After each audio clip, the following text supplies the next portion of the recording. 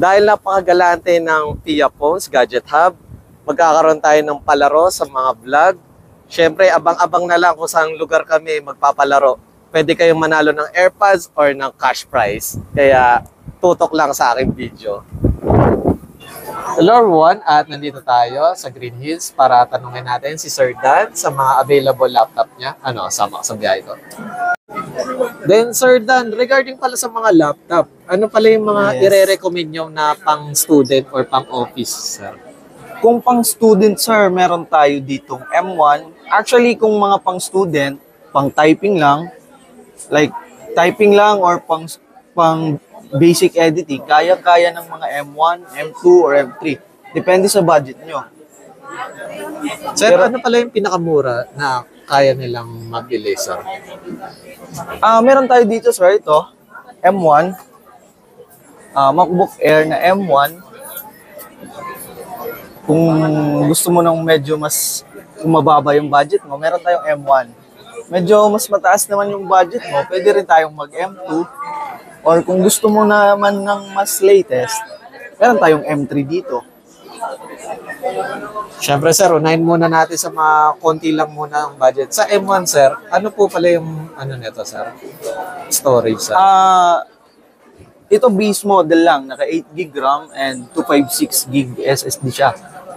Sir, sa ganyan po, magkano po? Ito sir, nagre-range siya to 29 to 30,000 po sir. Then next natin sir? Next is yung M2 natin. Meron tayo dito sir, ito sir, budget meal lang na M2. Kasi ito, sinisell namin ng mas mababa kasi mataas na din yung cycle count niya. Pero ito, complete to with box. Sinisell namin sir ng 40,000, sir. Sir, regarding pala sa mga first time lang makarinig ng cycle count, ano pala ibig sabihin nun, sir? Yung cycle count, sir, actually pag brand new siya, may battery count siya or factory charge na 1. So meaning to say, sir, pag sinabing 2 cycle count, yun yung time, sir, kung ilang times siya chinarge. Opo. Yun yung times kung ilang times nyo chinarge yung laptop. Opo. Yung battery cycle count. Then, syempre sir, sa pinaka-latest natin. Ito yung pinaka-latest natin, sir, ngayon na MacBook Air M3 na base model lang din, naka 8 GB RAM and 256 GB SSD. Sir, sa ganito naman, sir?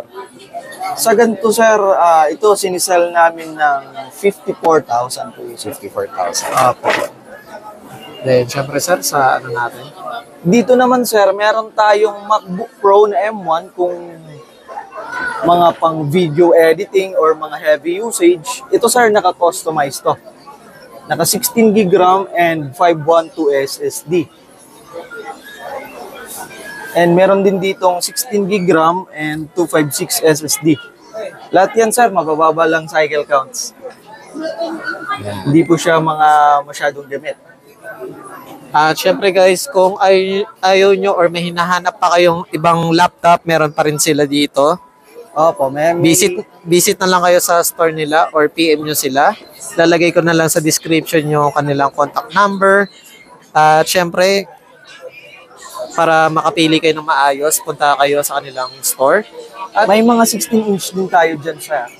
Sir Dan, regarding pala sa mga laptop, ano pala yung usual package na available na kasama pag bumili sa mga laptop, sir?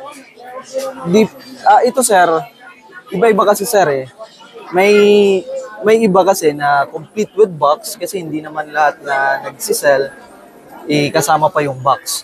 Yung iba may box, tapos yung iba naman wala siya, pero free na po ng sleeve. Tsaka free installation na rin po ng mga apps like Microsoft Office, PDF, tsaka Final Cut Pro for video editing. Wala na po ko yung babayaran doon. Free install na po yun. Then, syempre, sir, Dan, regarding naman po sa mga, sir, mode of payment, sir, ano pala ina-accept sa mode of payment natin, sir? Cash, GCash, or bank transfer. Then, syempre, sir, kapag sa ganito, sir, mga laptop, sir, is pwede ba sila mag-swap from cellphone to laptop? Mag-add na lang ng cash? Pwede naman, sir. Pwede naman mag-swap.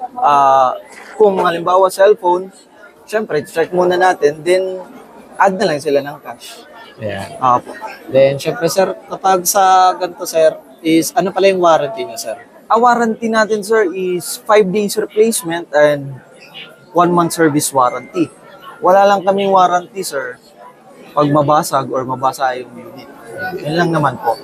And syempre guys, ayun, visit na lang kayo dito para malaman nyo yung mga talagang specs na gusto nyo or kailangan nyo gamitin.